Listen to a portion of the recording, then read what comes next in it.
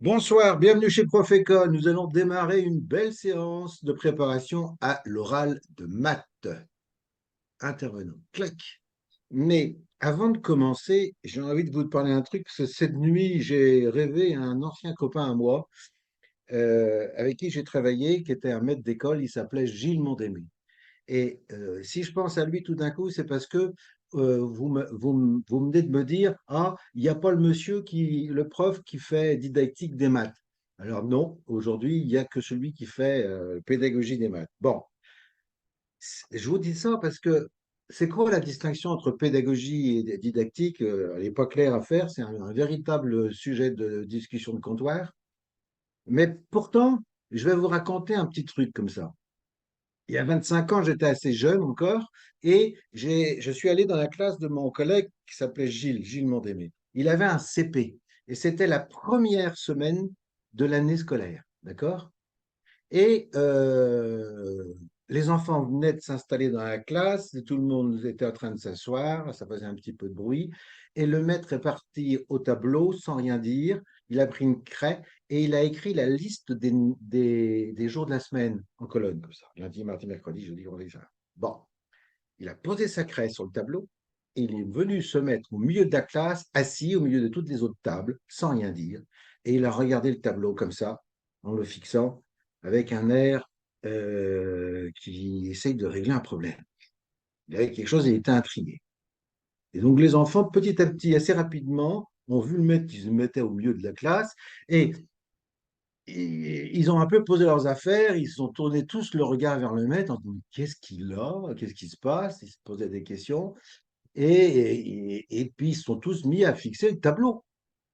Et au tableau, il y avait les jours de la semaine et rien d'autre. Bon, et silence, le maître dit rien. Alors, il y a un des mômes qui lève son doigt un peu en touffant, comme ah, c'est les jours de la semaine. Le maître ne bouge pas, il ne bronche pas. Il y a encore plus on est encore plus intrigué. Qu'est-ce qui se passe? Qu'est-ce qu'il y a? Et puis tout d'un coup, il y a une petite fille qui dit ah, eh ben, ils se terminent tous avec du dit.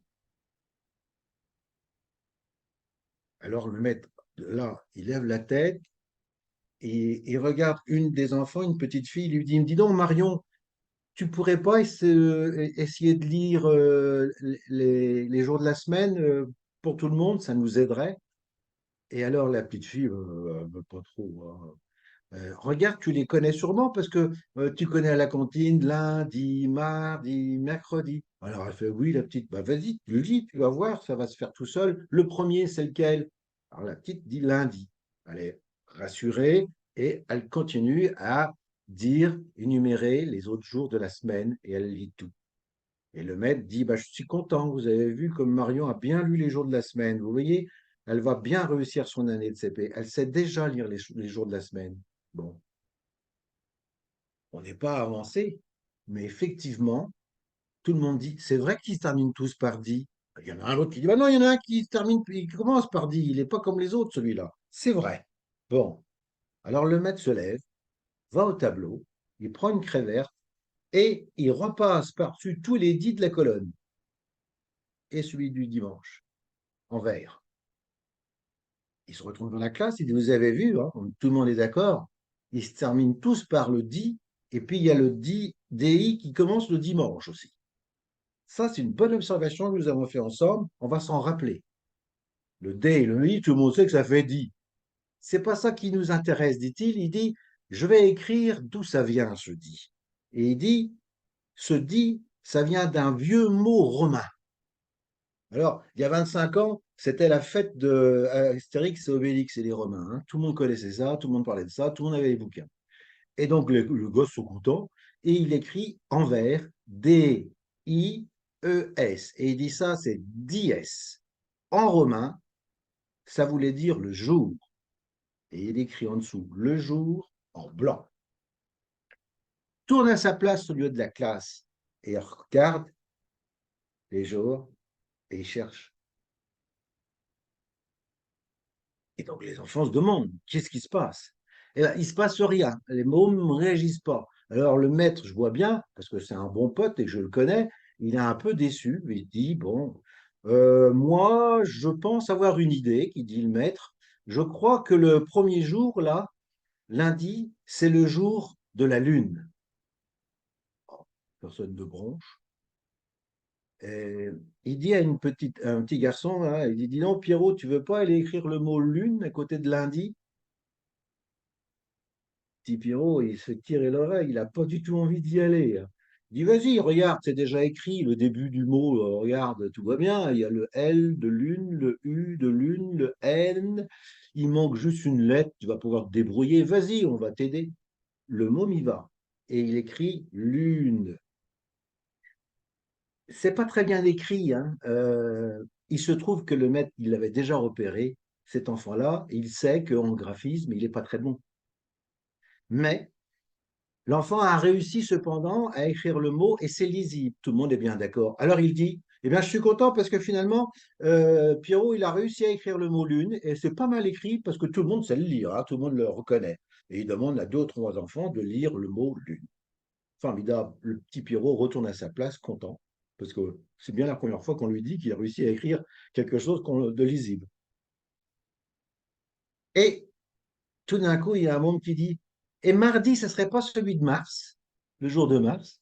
Bah, si, tiens, va l'écrire Mars. Alors, on dit, ah, moi, je ne sais pas écrire, hein, moi, je suis au CP. Il va écrire le mot Mars parce qu'il a déjà les premières lettres. Et Mars, on dit Mars parce que les Romains disaient Mars, alors que nous, en français, on dirait Mar. Le S devrait être muet. Mais on continue à l'écrire comme autrefois, à le dire comme autrefois. Donc, il écrit Mars avec un S. Ah, et puis tout d'un coup, les autres, il y a un qui dit, mais ça, c'est des planètes. Est-ce que les autres mots, ça ne serait pas des planètes? Bon, je ne continue pas, vous avez compris le système. Qu'est-ce qui s'est passé dans la classe? Ce maître-là, il a fait de la pédagogie.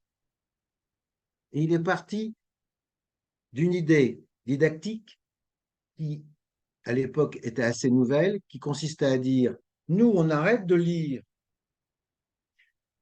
des morceaux de mots qui n'ont pas de sens, des syllabes, des phonèmes et des graphèmes. On va se mettre à travailler sur les parties des mots qui nous apportent quelque chose, qui ont du sens. On appelle ça les sèmes en linguistique.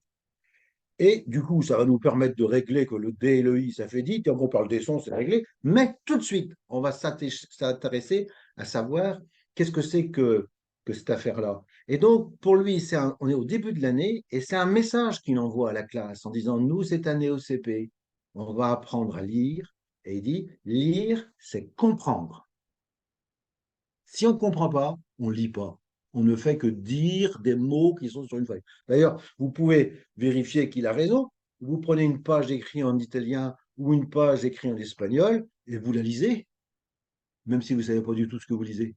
Vous pouvez dire ce qui est écrit. Comprenez ce que je veux dire? Sur des langues syllabiques, donc ça marche.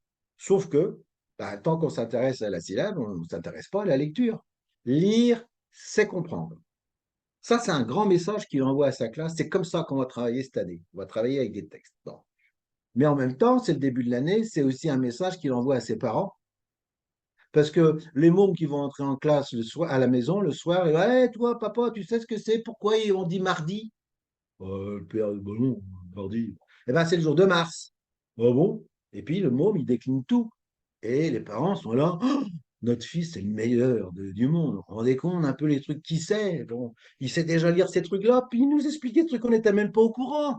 C'est qui ce maître-là? Vous comprenez ce que je veux dire là? Il fait de la pédagogie hors urbi et orbi de la classe. Il essaye de mettre tout le monde au même registre d'information. Cette année, on va apprendre à lire pour de vrai. Voilà ce que ça veut dire. Et on va apprendre à lire. Et en même temps, en une semaine, il a déjà repéré les enfants qui sont en difficulté. Et au lieu de pointer leurs difficultés, il leur dit qu'ils sont capables. La petite fille qui ne sait pas très bien lire, mais qui se rappelle que la chanson des mots qu'elle a vue en maternelle, si elle ne sait pas, ce n'est pas de sa faute à elle.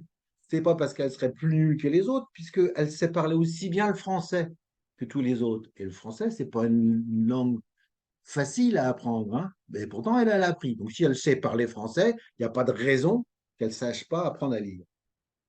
Si elle ne sait pas faire, elle a découvert avec le maître tout d'un coup qu'il y avait une relation entre ce qui s'écrit et la chanson qu'elle avait apprise des jours. Elle vient de faire ça. Et ce déclic-là, il aurait dû se faire à la moyenne section. Il ne s'est pas fait. C'est pas de sa faute.